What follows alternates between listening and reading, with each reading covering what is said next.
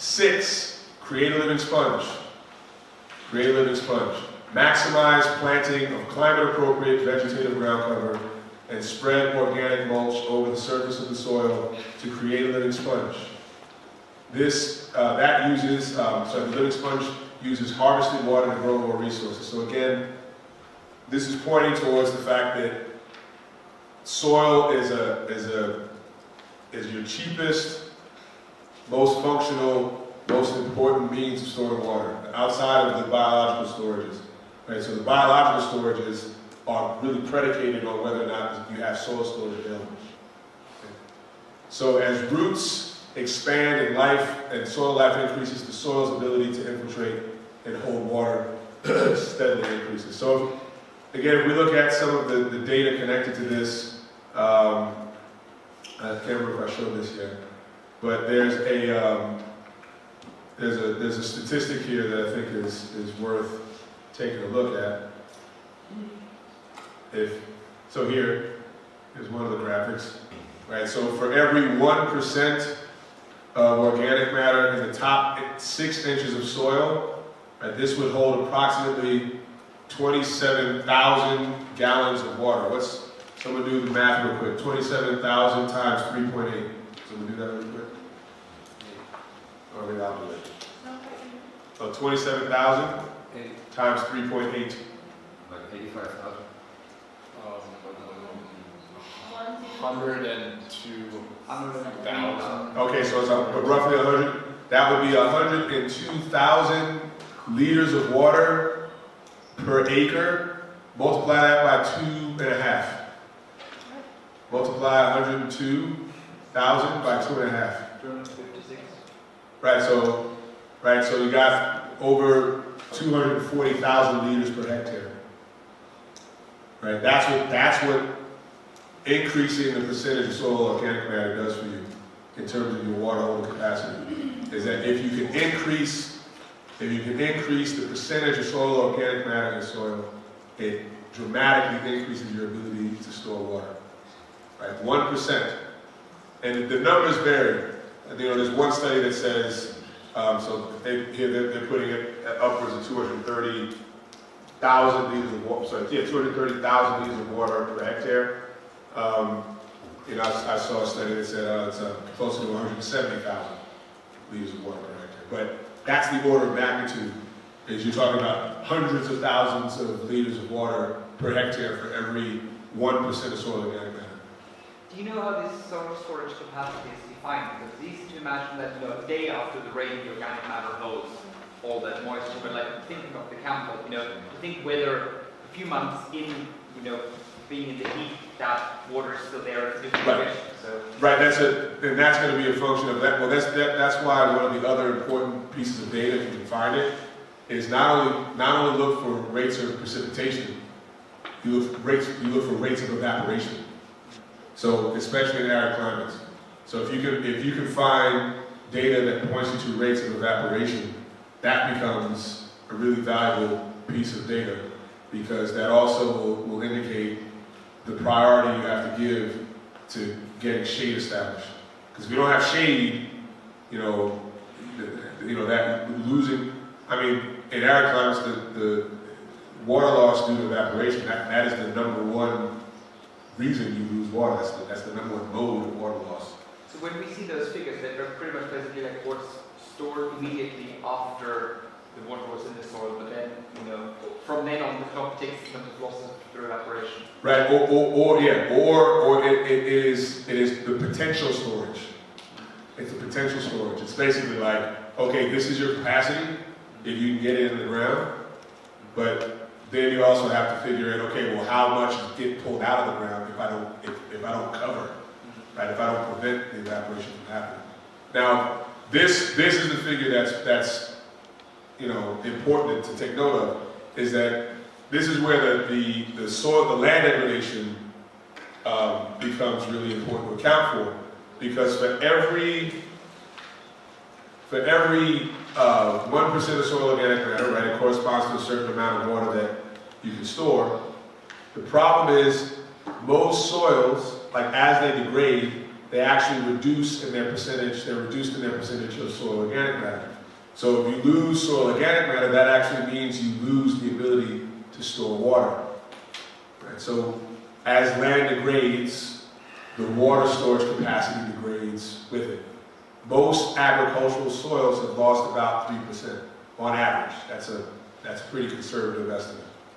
So if you assume that most agricultural soils have lost 3% of their soil organic matter, that means for every hectare of land that's lost 3% soil organic matter, that means you've lost the ability to store over 500,000 liters of water per hectare. 500,000 liters of water per hectare. So think about the implications of losing the ability to store over 500,000 liters of water per hectare. So that means for every rain event that occurs. Just because of the soil quality? Yeah, just because the quality is reduced, right? It's become degraded. So think about the implications.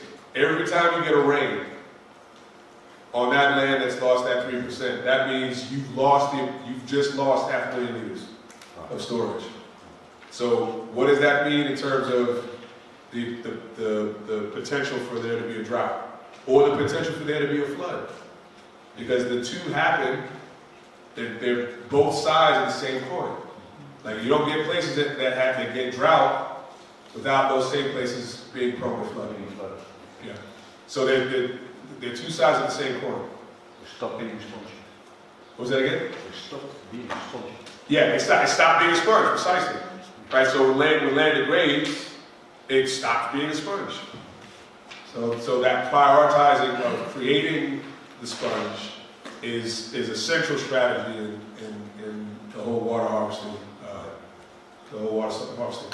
Is soil organic carbon exactly the same thing as soil organic matter? Yeah, it's the same idea.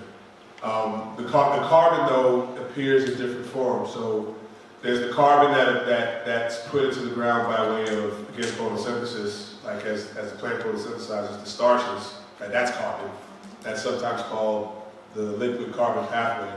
But then there's the carbon that appears in the form of decomposed organic matter. So, but both of them are important because that is going to add to the storage capacity and the quality of soil. And you can tell, I mean, here you can see, this is a quick little graphic looking at the changes in water storage capacity as you go from, say, 5% organic matter all the way down to 1% organic matter. And so it drops pretty significantly as you move through each of the different percentages. To get to this question, I think there could be, while they're talking about the same thing that we're reporting, that there could be some differences in the absolute number of exploratory biomass. It's not just carbon waste. So it's a bit like the carbon against CO2 thing, where you actually, because CO2 is more than carbon, you get different amounts. So it could be that a kilogram of soil carbon is not the same as a kilogram of soil organic matter. Right. Like in scientific literature. Right, because the carbon could be, again, exudates. Like it's the sugars, right? That's being manufactured by a plant. I think what I mean is that a sugar molecule weighs more than its carbon part, right? Because it's like C6H12. Oh yeah. So in terms of like a kilogram of soil carbon might not be the same as a kilogram of soil organic matter because. Oh, because of the formulation. Okay, all right. Which is the kind of thing that sometimes makes it really hard in scientific literature to make sense. To be able to define that and delineate it. Yeah. I mean, which would be really interesting to see if, like, how you would quantify that, like just for the sake of science, how would you break that down, and then look at the different percentages, like the proportions, if you were to break that down. So that's a good point.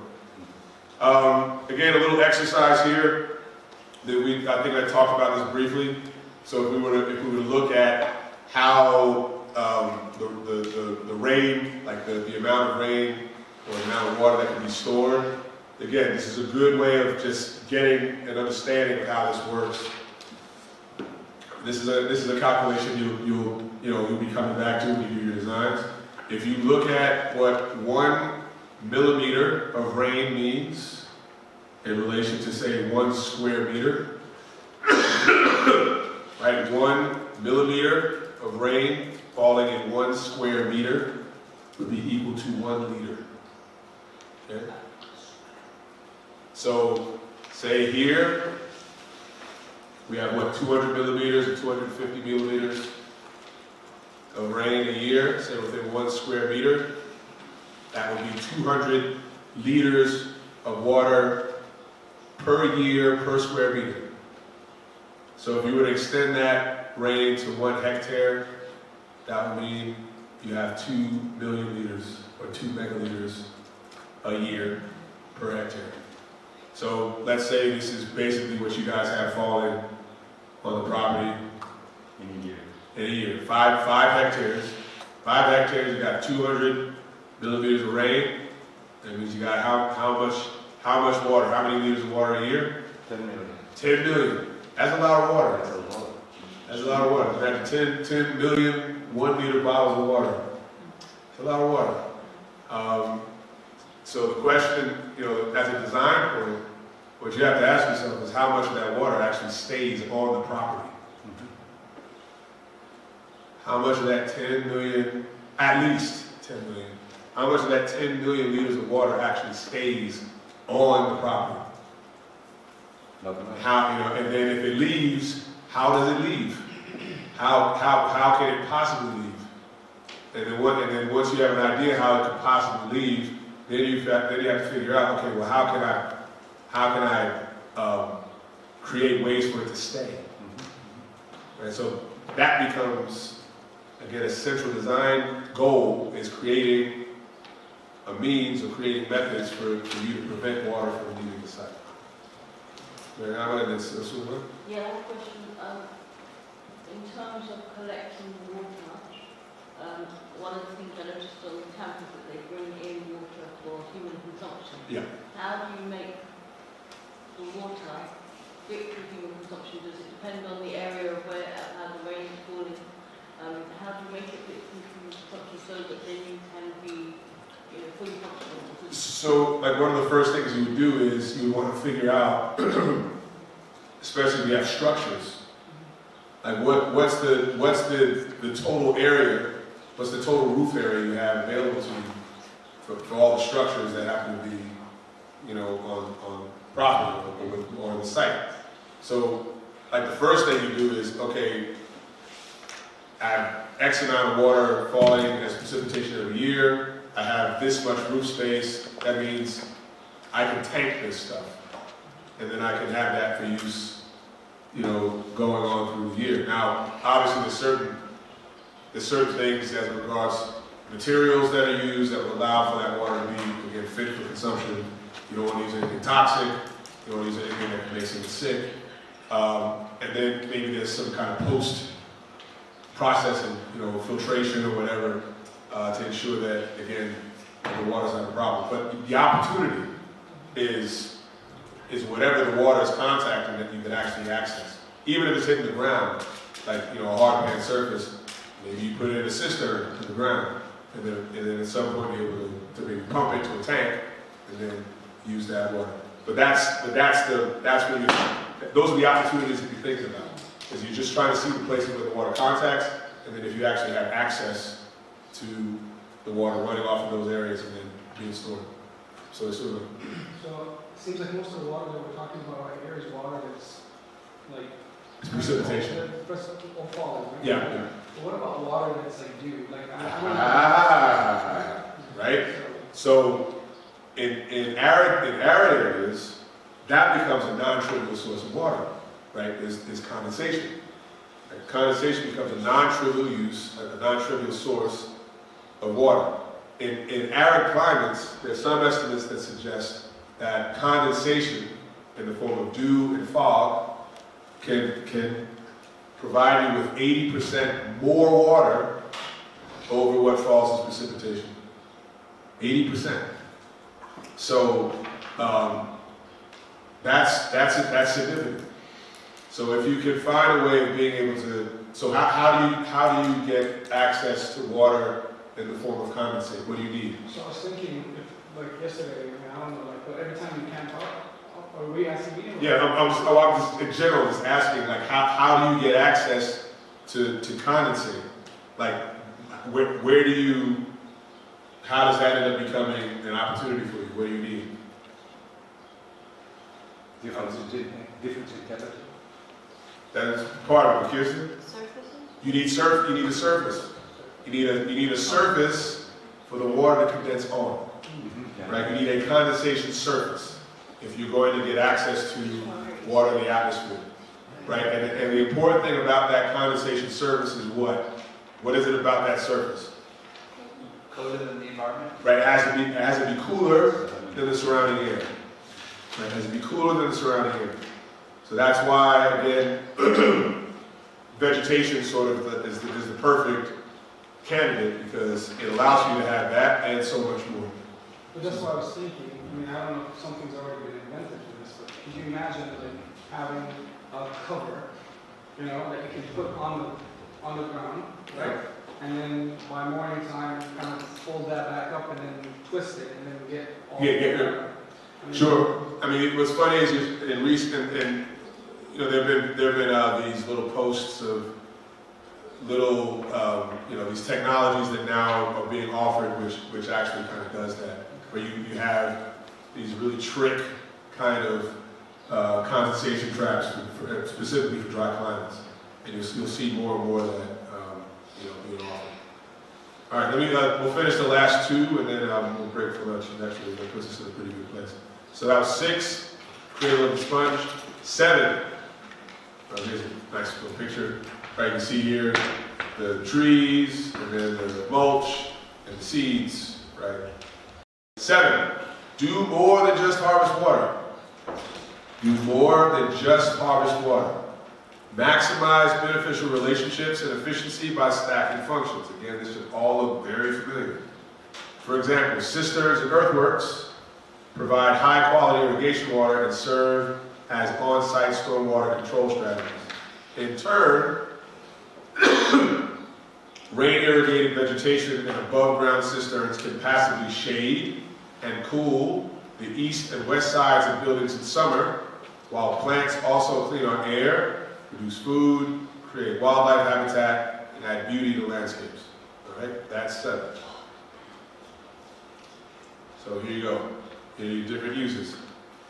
Right, so here you have your cistern. Cistern is collecting water. That water then can, again, manage storm runoff.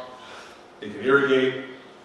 And then what comes from that is the production of food, wildlife habitat, shade, again, more water, and the improvement of soil.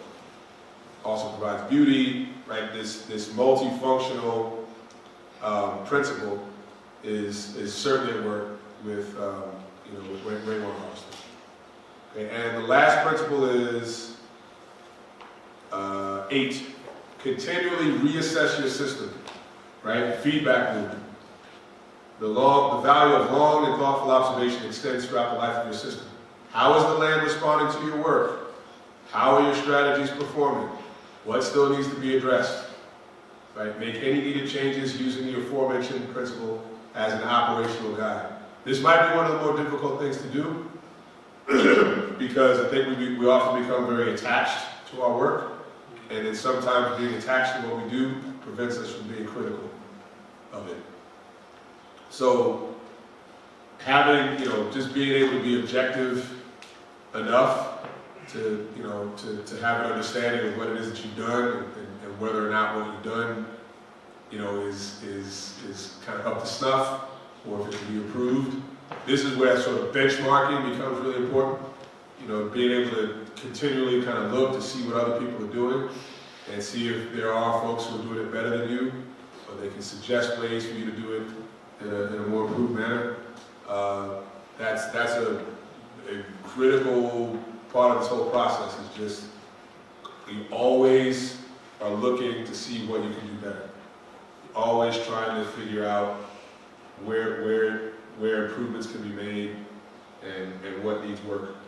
Right? So the feedback loop, that's 8. And then that eventually puts you back to 1. Keep on going through it. And keep iterating through it. All right, so we'll break here for lunch, and then we'll come back and finish off earthworks, and then we'll transition to some of the specifics of soil. Oh, by the way, I brought my copy of the Permaculture Earthworks Handbook, which is actually a pretty neat little guide, a neat little reference, and it breaks down some of the finer points of how earthworks and earthworking operates, equations and ways of thinking about sort of geometries and things as applied to the earthworks and tools. So this is a good thing to maybe take a look at. All right. I'm sorry. Is that Bible? Is what yours? The book. Who's the author? Oh, I'm sorry. The author is Douglas Barnes. Douglas Barnes. It's called the Permaculture Earthworks Handbook: How to Design and Build Swales, Dams, Ponds, and Other Water Harvesting Systems.